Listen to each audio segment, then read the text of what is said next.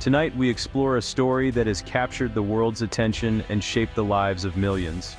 This is a pivotal moment in the Middle East, where the shadows of conflict and the glimmers of hope now stand side by side. After months of relentless violence and uncertainty, a glimmer of hope emerges as negotiations between Israel and Hamas reach a critical and unprecedented point. The world has watched as both sides, battered by loss and exhaustion, are drawn to the table by the promise of something better.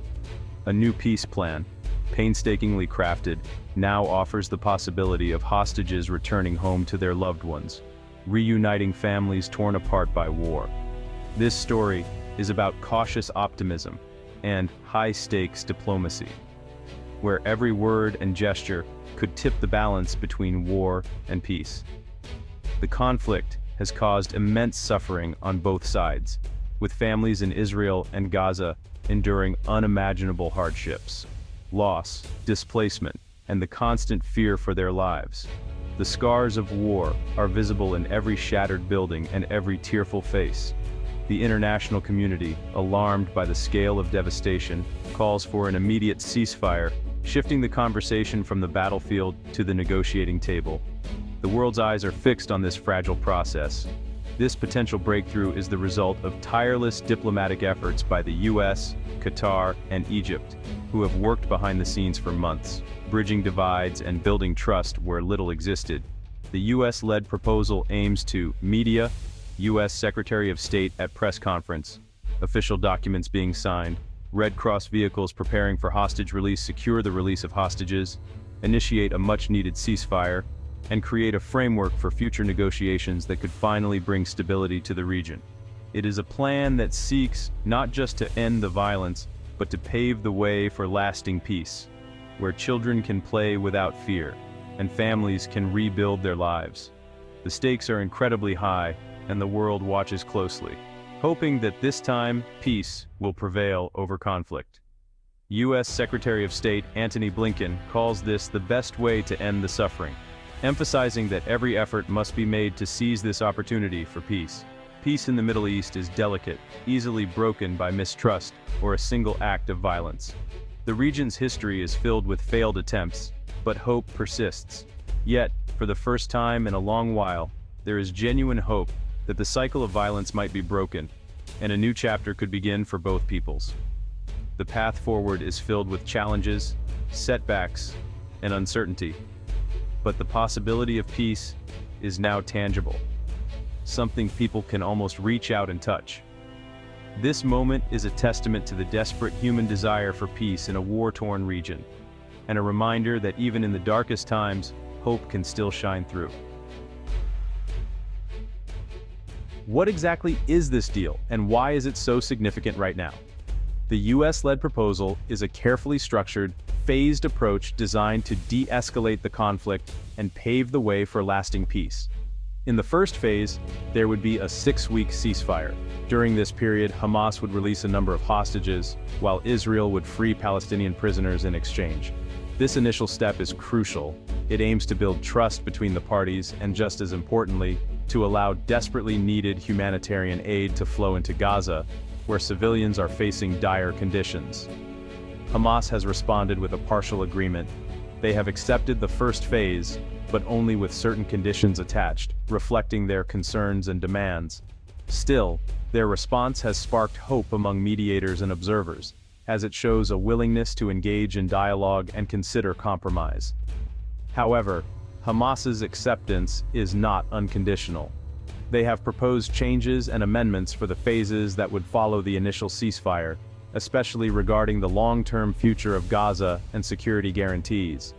This is where the negotiations become especially complex, with both sides holding firm to their core interests and visions for the future. The positive side is that Hamas's willingness to continue talks keeps the door open for further progress, even if the path ahead is uncertain. US officials are taking Hamas's response seriously, carefully reviewing the proposed amendments and considering next steps to keep the process moving forward. Mediators from around the world are working tirelessly to bridge the gaps between Israel and Hamas, seeking common ground and creative solutions. The immediate goal is to secure a full agreement that would begin with the release of the most vulnerable hostages, women, children, and the elderly, bringing relief to countless families. This moment highlights the power and necessity of persistent diplomacy, as negotiators work late into the night, determined to find a breakthrough. The partial agreement represents a critical fork in the road, a moment where the choices made could shape the region's future for years to come. The outcome of these negotiations will have profound consequences for millions of people, determining whether hope or hardship will define the next chapter in this long-standing conflict. To finalize the deal, we must understand Israel and Hamas's goals. Israel seeks security, the return of hostages, and dismantling Hamas's military capabilities. Hamas demands a permanent end to the war and Israeli withdrawal from Gaza. This fundamental difference is why Hamas only partially agrees to the U.S. plan. They fear losing leverage if they release all hostages too soon. Negotiators are caught in the middle, trying to meet both sides' needs. Can they create a plan satisfying Israel's security and Hamas's peace demands? The U.S. and mediators work to bridge these opposing positions. They explore language and timelines to satisfy both parties. It's a difficult task with no easy answers. In fragile peace processes, the power of written words cannot be overstated. When the stakes are high and trust is low, having clear, documented commitments becomes crucial for all parties involved. Hamas, for example, insists on a written U.S. guarantee for a permanent end to the war, not just a temporary ceasefire or vague promises. They want more than verbal assurances. They seek a binding document that can be referenced and enforced, something that holds weight in the international community. This demand has become a major focus of ongoing negotiations, shaping the direction and tone of every discussion.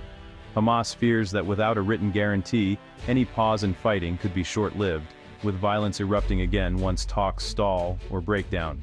A written promise, especially one backed by the influence and authority of the United States, is seen as essential to reassure all sides that commitments will be honored.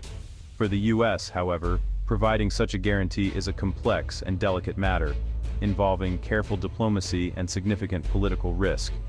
It involves a huge responsibility and could potentially strain U.S.-Israel relations, as any written commitment may be viewed with suspicion or concern by key allies.